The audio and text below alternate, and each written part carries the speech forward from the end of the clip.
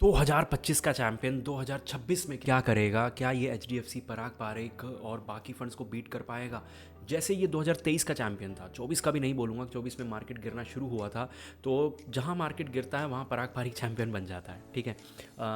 तो एक तरह से वो हमारे पोर्टफोलियो में प्रोटेक्शन का काम करता है पराग पारेख। लेकिन आज वीडियो जेएम फ्लेक्सी के बारे में है, जिसके बारे में हम बात करेंगे, देखेंगे रीज़न। क्योंकि मार्केट 2026 में 2025 जितना ख़राब रहेगा नहीं रहेगा, ये भी एक बहुत बड़ा क्वेश्चन है। अब ये वीडियो देख के आप एक चीज़ के फैसला मतलब कर पाएंगे, या एक चीज़ एनालिसिस मतलब आप अपना कंप्लीट कर पाएंगे कि जेएम फ्लेक्सी कैप कैसा फंड है। लेकिन आपका एनालिसिस कंप्लीट हो जाएगा, आप सब कुछ समझ जाएंगे, लेकिन आपके पोर्टफोलियो में ये होना चाहिए या नहीं होना चाहिए, ये एक अलग डिबेट है, ठीक है ना। वो एक अलग आंसर है जो आपको अपने से चाहिए। मतलब क्वेश्चन आप अपने आप से पूछेंगे या अपने एडवाइज़र से पूछेंगे तो आपको आंसर मिल जाएगा। अगर आप चाहते हैं कि मैं आपको गाइड करूं और आपके पास टाइम या नॉलेज नहीं है, आप मेरी वीडियोस देख चुके हैं और आपको लगता है कि हमारे पास थोड़ी बहुत नॉलेज है, तो ये स्क्रीन पे नंबर है। और देखो, मैं ना मतलब अपने मुंह से कुछ नहीं बोल रहा कि नॉलेज है नहीं है, क्योंकि देखो, पहली बात तो अगर मैं आपका पोर्टफोलियो मैनेज कर रहा हूँ तो ऑब्वियसली बात है मेरे पास लाइसेंस होंगे। बिना कुछ एग्ज़ाम्स के मैं नहीं बेच सकता। NISM 1, NSM 4, NSM 8, NSM 5, ये कुछ एग्ज़ाम्स हैं जो मुझे म्यूचुअल फंड और SIF बेचने के लिए चाहिए, और इनको सबको मिला के NSM 5 + NSM 13 बनता है।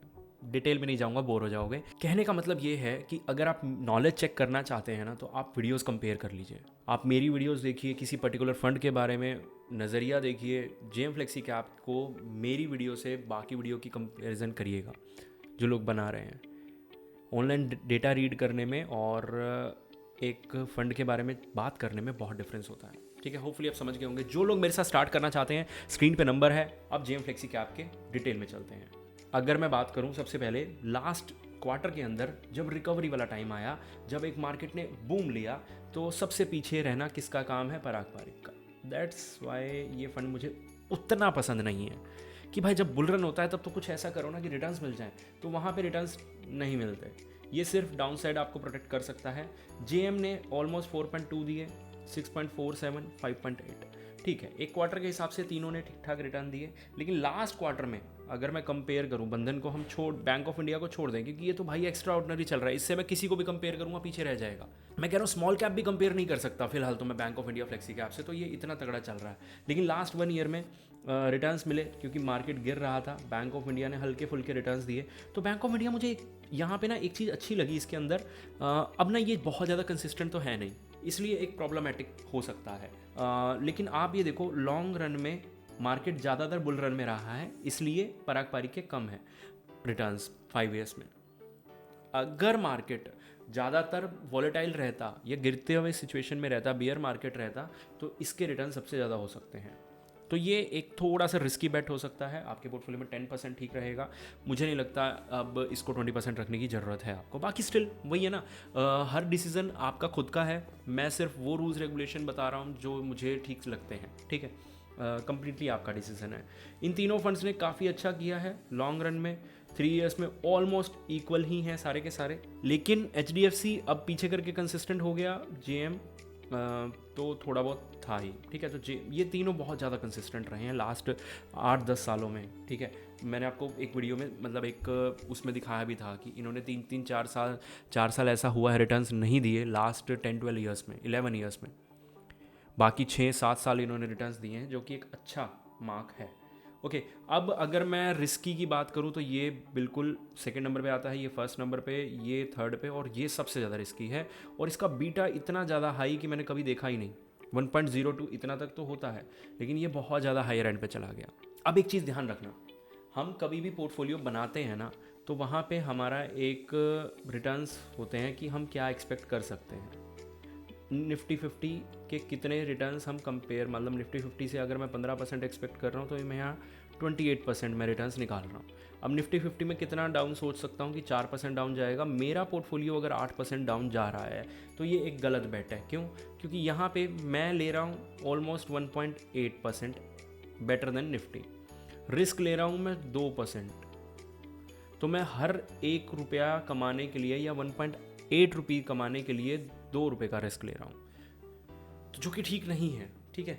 इस चीज़ का पता आप थोड़ा सा नॉलेज गेन करेंगे कि आपके पोर्टफोलियो में बीटा क्या है, सब फंड्स का उनका एक एवरेज निकाल लेंगे, तो आपको थोड़ा बहुत आइडिया हो जाएगा, एक रफ आइडिया हो जाएगा। तरीका ठीक नहीं है लेकिन सिंपल है, ठीक है। उसके बाद अल्फ़ा देखो, अल्फ़ा ये दोनों ही जनरेट कर रहे हैं क्योंकि एसआईपी में बहुत कंसिस्टेंट रहते हैं।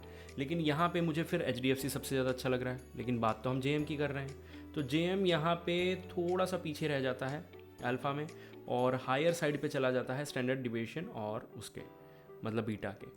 टॉप 3 सेक्टर फाइनेंशियल सर्विसेज, ये तो सब में सेम रहता है क्योंकि लार्ज कैप की तरह काम करते हैं ये, और 98% आपका इक्विटी में ही है। इसमें आप लमसम कर सकते हैं 1000 रुपीज़ से, ये एक अच्छी बात है क्योंकि बहुत से में 5000 होता है जैसे इधर है, और SIP 500 से कर सकते हैं। SIP 500 का ऑप्शन आजकल बहुत कम मिलता है, ठीक है। अब यहाँ पे 1 ईयर में कैटेगरी एवरेज 5% रहा है, ये तो कैटेगरी एवरेज से 8% का डिफरेंस रहा है जो कि बहुत मेजर है। लेकिन गिरती हुई मार्केट में इस तरह के फंड इस तरह का परफॉर्म कर सकते हैं। अब लास्ट क्वार्टर में ये चीज़ अच्छी रही कि लास्ट क्वार्टर में रिकवरी कैटेगरी एवरेज से अच्छी रही। जब मार्केट चढ़ रहा है ना तो ये अच्छा रहा। लास्ट 1 मंथ में ऑलमोस्ट कैटेगरी एवरेज के बराबर। तो मुझे एक चीज़ अच्छी लगी कि लास्ट क्वार्टर और लास्ट 1 मंथ का परफॉर्मेंस उतना ख़राब नहीं है जितना मतलब मुझे लास्ट 1 ईयर का लगा। और ये इस वजह से क्योंकि इन फंड की स्ट्रैटेजी ही ऐसी काम करती है कि बुल रन में जाने के लिए बने हैं, ये बियर रन में या वॉलेटाइल मार्केट में ये सर्वाइव नहीं कर सकते। और इसलिए इस तरह के फंड, अगर मैं रूल के अकॉर्डिंग चलूँ तो इस तरह के फंड आपके पास पोर्टफोलियो में 1-2 बहुत है, ज़्यादा भरने की ज़रूरत नहीं है बिल्कुल भी। और ट्रेलिंग रिटर्न्स चेक करें तो इस फंड ने हमेशा यहाँ पे ज़्यादा दिए हैं, यहाँ लॉन्ग रन में हर जगह ज़्यादा है। बस ये 3 एरिया हैं जहाँ पे ख़राब रहा है। तो क्या 2026 में ये उतना अट्रैक्टिव लग रहा है? लास्ट क्वार्टर के रिजल्ट देख के मुझे थोड़ी सी उम्मीद है। लेकिन अगर हम नया फंड बाय करने जा रहे हैं, देखो मैं मतलब अपना माइंडसेट बताता हूँ और आपको थोड़ा सा शायद कंफ्यूज कर देता हूँ। कैसे? देखो अब अगर मैं बोलूँ कि यार ले लो ये तो फंड लेना चाहिए, ठीक है, मैं बेवकूफ़ कहलाऊंगा। फिर रीज़न, क्योंकि अगर मैं आपको बोल रहा हूँ कि ले लो, आपके पास already HDFC flexi cap, bank of India flexi cap, अगर इन दोनों में से कोई है तो मुझे लग रहा है कि नेक्स्ट ईयर 2026 उन दोनों के लिए ज़्यादा बेटर जा सकता है बजाय कि JM फ्लेक्सी कैप के। और अगर नहीं भी, अगर मैं ये मानूँ कि JM अच्छा करने वाला है, लेकिन मैं ये नहीं कह सकता कि HDFC से अच्छा कर जाएगा या बैंक ऑफ इंडिया, आसपास रह सकता है, मतलब तीनों भी अच्छा कर सकते हैं। लेकिन इन तीनों के अच्छा करने में मैं ये क्यों बोलूँगा कि HDFC निकाल के JM ले लो। और एक चीज़ और, अगर मैं आपको बोलूँ कि ये तो घटिया फंड है यार, HDFC और बैंक ऑफ इंडिया ज़्यादा अच्छा करने वाले हैं, तो आप JM को हटा के वो ले लो, ये भी एक बेवकूफ़ी है। क्योंकि इसमें ऐसा ना तो कोई फंड मैनेजर चेंज हुआ, ना स्ट्रैटेजी चेंज हुई, बस बियर मार्केट में इसने रन नहीं बनाए, रिटर्न्स नहीं निकाले, तो कोई बात नहीं, ये चीज़ चलती है। मेरे हिसाब से आपको मौका देना चाहिए क्योंकि एक चीज़ है, ट्रू फ्लेक्सी कैप है, स्मॉल कैप भी 25% है, मिड कैप है अच्छा खासा, सिर्फ और सिर्फ नंबर ऑफ स्टॉक 64 हैं जो बहुत भर नहीं रखे। लार्ज कैप नॉर्मली 61 भरा जाता है, इन्होंने थोड़ा सा कम भरा है, 8% ज़्यादा लिया। और स्मॉल कैप 10%, ऑलमोस्ट 10% नहीं बोलूँगा, 8% लिया है। नए फंड्स कितने ऐड किए हैं, ठीक है, ये गॉडफ्रे फिलिप्स कम्प्लीटली नया ऐड किया है, 197 कम्प्लीटली ऐड नया किया है, मारुति सुजुकी नया ऐड किया है, तो अच्छी बात है। और इनमें से अगर मैं बात करूँ तो ये टॉप 2 में नहीं आते। CG पावर नया ऐड किया है, ब्लू जेट नया ऐड किया है, तो जो टर्नओवर रेशियो है वो भी हायर एंड पे है। सेल ज़्यादा नहीं किए हैं, 197 को बाय किया था, फिर अब सेल किया है, तो इन दोनों को नया बाय करने के बावजूद भी थोड़ा थोड़ा निकाला है। आई डोंट नो वाई कि यहाँ पे इनकी जो करंट वैल्यू है वो 185 है और गॉडफ्रे की 265 है। बहुत कम सेलिंग हुई है, बहुत ज़्यादा कम, मतलब 13 करोड़ 28 करोड़, मतलब 10% भी आपकी सेलिंग नहीं हुई है, तो ठीक ठाक है। मुझे अभी फंड में मतलब ये है कि मैं अगर अपना पर्सनल ओपिनियन दूं तो मैं होल्ड करना चाहूँगा, इसको रिप्लेस नहीं करना चाहूँगा। आपके पास ऑलरेडी कुछ और है तो भी कोई बात नहीं, अगर आपके पास ये है तो भी कोई बात नहीं। मेरे हिसाब से स्टिल आपको लगता है कि नहीं यार ये तो बेकार कर रहा है, बदल दो, आपकी मर्जी है। आपको लगता है कि अच्छा करने वाला है, बाय कर लो, वो भी आपकी मर्जी है।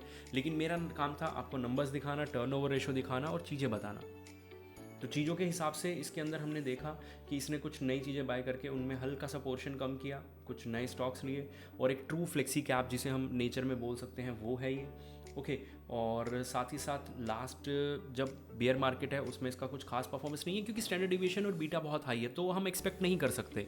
जब मैं इन्वेस्ट ऐसे फंड के अंदर कर रहा हूँ जिसका स्टैंडर्ड डिविएशन हायर एंड पे है और बीटा 1 से ज़्यादा है, तो मैं नहीं एक्सपेक्ट कर सकता उसको कि वो बियर मार्केट में मतलब रिटर्न्स निकाल के दे मुझे। ओके, तो यहाँ पे इसी तरह से जो परफॉर्मेंस एक्सपेक्टेड था वही आया है, कि घटिया एक्सपेक्टेड था घटिया आया है। लेकिन अगर मैं बात करूँ बुल मार्केट के, तो वहाँ पे अगर इसके सिलेक्शन अच्छे हुए तो वही है कि स्टैंडर्ड डिविएशन और बीटा वहाँ पे पॉजिटिव रिजल्ट दिखाएंगे। होपफुली आप समझ गए होंगे। मिलते हैं अगली वीडियो में।